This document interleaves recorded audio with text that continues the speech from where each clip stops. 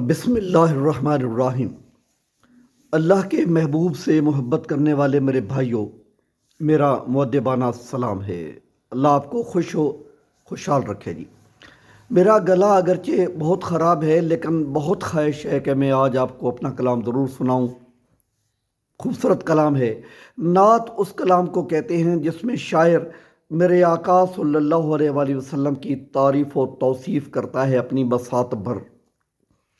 نعت کے اندر وہ دعا بھی مانگتا ہے اپنے لیے۔ اس شعر کو نعت نہیں مناجات کہتے ہیں۔ آج کا میرا سارا کلام مناجات ہے، دعا ہے۔ میں چاہتا ہوں آپ بھی میرے ساتھ مل جائیں کہ اجتماعی دعائیں اللہ کو بہت مقبول ہوتی ہیں۔ اللہ اپنے حبیب کے صدقے انہیں بہت جلد قبول فرما لیتے ہیں۔ اور میں یہ بھی چاہتا ہوں کہ یہ دعا زیادہ سے زیادہ لوگ مانگیں، ہمارے ساتھ شامل ہوں۔ اس لیے چینل سبسکرائب کریں، بیل کا بٹن دبائیں اور بہت وائرل کریں۔ یہ آپ کی ڈیوٹی ہے، اخلاق کی ڈیوٹی ہے۔ میں مناجات آپ کو سناتا ہوں۔ بہت خوبصورت کلام ہے، تھوڑی دیر پہلے میں نے مکمل کیا ہے۔ میں نے لکھا ہے، میں ہاتھ اٹھا سر کو جھکا بیٹھ گیا۔ میں ہاتھ اٹھا سر کو جھکا بیٹھ گیا اور سائے میں روزے کے گدا بیٹھ گیا۔ تین باتیں۔ میں ہاتھ اٹھا سر کو جھکا بیٹھ گیا اور سائے میں روزے کے گدا بیٹھ گیا۔ اور شعر سنیے، اس کو تو قضا خود ہی اٹھائے گی کبھی۔ اس کو تو قضا خود ہی اٹھائے گی کبھی۔ دل آج مدینے میں بخدا بیٹھ گیا اور سائے میں روزے کے گدا بیٹھ گیا۔ اور شعر سنیے جی، آقا کی امامت تھی جہاں صبح و مسا۔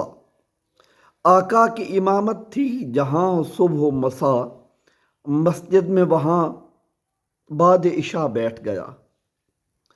آقا کی امامت تھی جہاں صبح و مسا،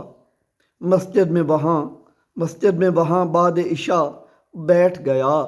اور شعر سنیے جناب کہ میں تب ہی اٹھوں گا کہ معافی ہو میری۔ میں تب ہی اٹھوں گا کہ معافی ہو میری۔ میں آج اٹھا دست دعا بیٹھ گیا۔ میں آج اٹھا دست دعا بیٹھ گیا اور سائے میں روزے کے گدا بیٹھ گیا۔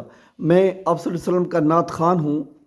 میرے آقا صلی اللہ علیہ وسلم مجھے پہچان لیں گے، لیکن میں نے ایک اور وجہ بھی لکھی ہے جی، ذرا سنیے جی۔ پہچان تو لیں گے مجھے ویسے بھی مگر، پہچان تو لیں گے مجھے ویسے بھی مگر،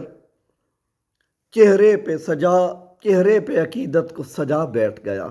پہچان تو لیں گے مجھے ویسے بھی مگر، چہرے پہ عقیدت کو سجا بیٹھ گیا۔